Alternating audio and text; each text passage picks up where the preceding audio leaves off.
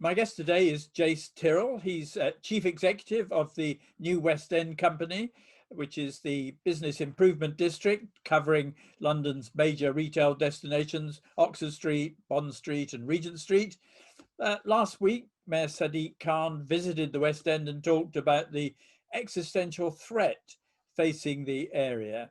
So, Jace, first of all, what are the short-term actions that can be taken by Westminster, by City Hall and by government to alleviate this threat to the life and vitality of the West End? Peter, thank you. And thank you also for the opportunity to talk to your listeners as well. But you're right, we are facing a pretty significant precarious situation, and we do need to think short term and long term. And it was very good to have the mayor down to Oxford Street and his deputies last week just to see firsthand how fragile and how slow it is at the moment. And I have to say, from Westminster Council, the mayor's perspective, they have been putting some good measures in. I mean, Westminster Council, a huge amount in the public realm in terms of outdoor trading, really pushing amongst their residents and Londoners to see the crowds, sightsee without the crowds at the moment. So some really nice short-term marketing and really flexibility of use and buildings to really help drive some demand. So I think Westminster really responsive actually in the crisis, obviously dealing with the health side, but also the economic.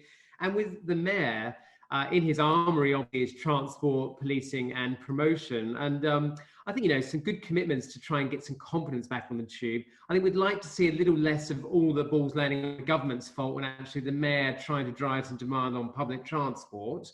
And we made that point to him as well. And I think we've got to think how we resource the promotion of our great city coming out of this. Obviously, at the moment, it's very much Londoners back in and the domestic market, but we've got to show the world next year we're open still after this, and we want our visitors back. It's so vital. 1 in 5 Londoners is employed in hospitality and tourism and leisure.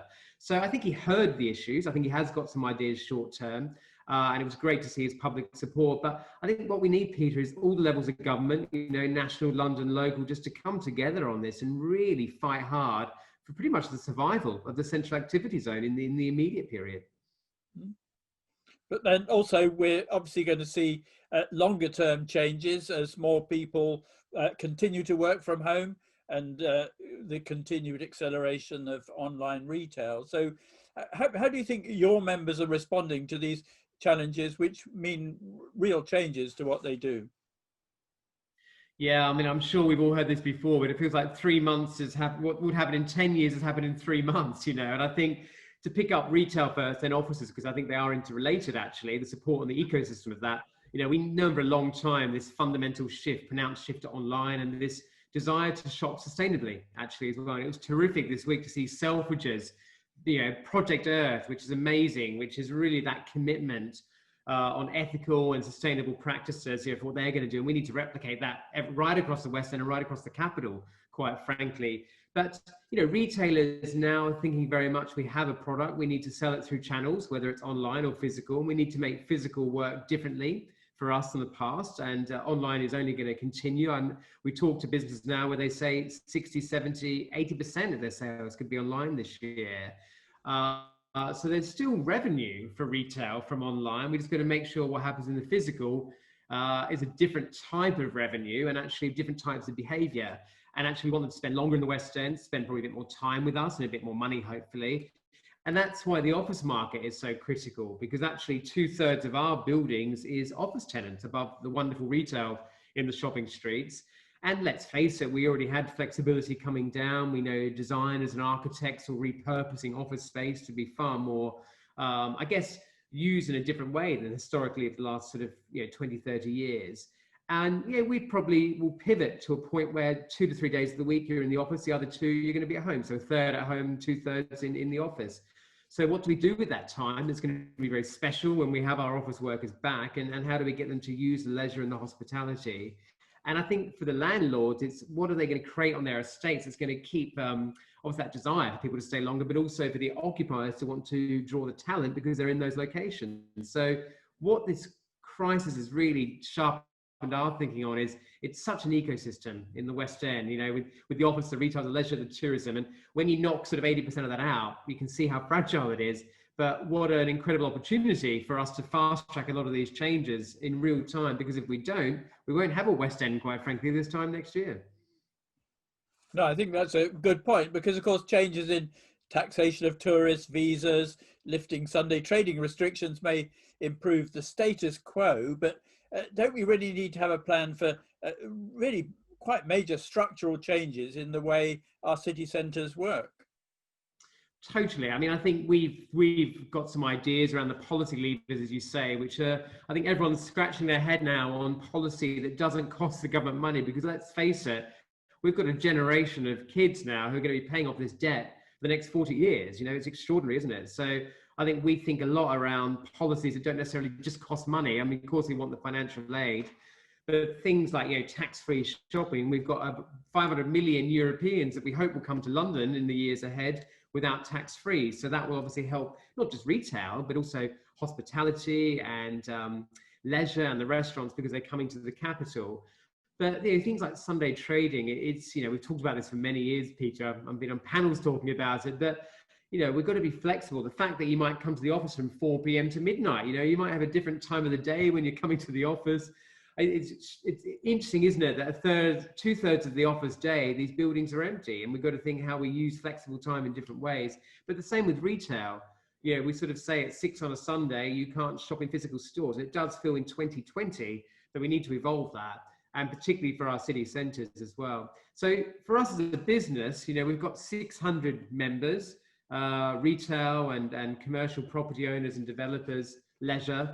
And we've got to also twin track our thinking at the moment. What's the immediate stuff we need to do to get the survival this year? And it is survival this year, but also what is our 3 to 5 year, 10-year strategy, you know, for the West End, for the capital. And for us, we're working and thinking about both at the moment. And I'm sure NLA will be very involved in these conversations, particularly the repurposing of the capital. And obviously the West End's a big part of that. Yeah, no, that's just the sort of debate we feel that NLA is there to get involved with. You know, you talk about the need for promotion and so on, and London's world city status depends on vitality of the central activity zones with shops, restaurants, theatres. Are you working with other bids and boroughs to provide a sort of coordinated front? Do you feel that there is a coming together of all those people who are impacted by this?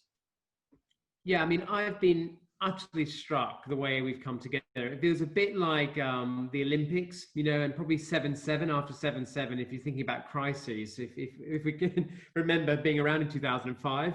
But there is a real sense that we are in it together. And I think for the bids, you know, obviously we're one of the larger ones in the capital. There is a healthy sense of competition in normal times, you know, but actually in adversity and in crisis, it's been such a support network. You know, we've worked through these different challenges in different parts of the capital, but a real sense of coming together, particularly in the central activity zone, with our members as well. You know, fierce competition between retail and owners, and everyone's come together to really try and solve this and try and get the West End to survive. And I think, you know, one of the legacy pieces is how do we keep that partnership and that collaboration alive, quite frankly. And what I'd like to see a bit more is the public and private sector. I do feel it hasn't been our finest hour in London with the government, the boroughs and the mayor's office, if I'm honest. I think, you know, there could have been some closer collaboration and thinking. I think that's got better in the last couple of months. We realised how severe this economic crisis is going to be, along with the health crisis. So I hope those sort of partnerships, and we've got these recovery boards and transition board that we sit on with our chairman, that we continue some of these structures for the capital, you know, to sort of work our way through this recovery phase. So the use of streets for dining, walking and cycling, these activities have really blossomed in the last month or so, have done a lot, I think, to help businesses in really dire straits. But how do you think these activities will survive during the winter? Well, that is the exam question, isn't it, at the moment, which is what do we think? I mean, I had to say, kudos to Westminster Council. They moved at lightning speed to put these plans in place. And I know other parts of the capital, other boroughs have done this. I was talking to the leader of K&C, actually, Kensington and Chelsea this week, around the tables and chairs they've got out, and the residents have really welcomed it. So good news for us that all love the outdoors. And I've heard you speak, Peter, before, saying, you know, we need to become more European, and probably in 10 years we've become far more European, haven't we, in that culture? Gone are the days of just outdoor, getting absolutely hammered and staggering around the streets. I think we're a bit more sophisticated these days on our outdoor dining and outdoor activities. and probably healthier. You know, I think we like not just to get drunk, but actually we just want to be outside, experiencing the parks and the greenery and getting on our scooters and bikes. So I think we've got to continue with this, don't we, at pace, actually. And I know some of the more enlightened landlords are putting in bicycle infrastructure. They're turning over their space. We're talking to residents about the car parks, having secure cycling. You know, so I think these are good legacy projects. I hope we can have some of the outdoor activity into the winter, whether we need to just build up some heating and all those sort of things to help that, because it does get a bit cold, doesn't it, in November and December. But look, our friends over in the Nordics and over in Western Europe seem to manage it, so I'm sure we can get through this. I think there's a willingness by the policymakers to work with business, but also not alienate our amenity, our residents. You know, you think about our areas, Marylebone, Mayfair, Soho, Fitzrovia, there is a very vibrant residential population there. So we always need to manage the impact of that. But I have to say, the residents have really come together. They've recognized they want to keep their businesses alive in the area. They love their restaurants, their shops, their local businesses, and they're really trying to work with the councils to find solutions. So I hope we can continue in that spirit and find that middle way that benefits both, but also helps these businesses survive this. And yeah, more space outdoors, more living outdoors, more electric, cycling, walking's got to be good for the capital, quite frankly. Yes, Jace. Well, thank you very much, and let's hope, as you say, some good things come out of this crisis. We can make better places, and thank you very much for all the work you're doing to keep the centre of London alive. Yeah, and please, I hope all the NLA members and partners watching this get back into the West End very soon, because we need all the support we can get at the moment. Thanks, Peter. Very good. Thank you, Jace.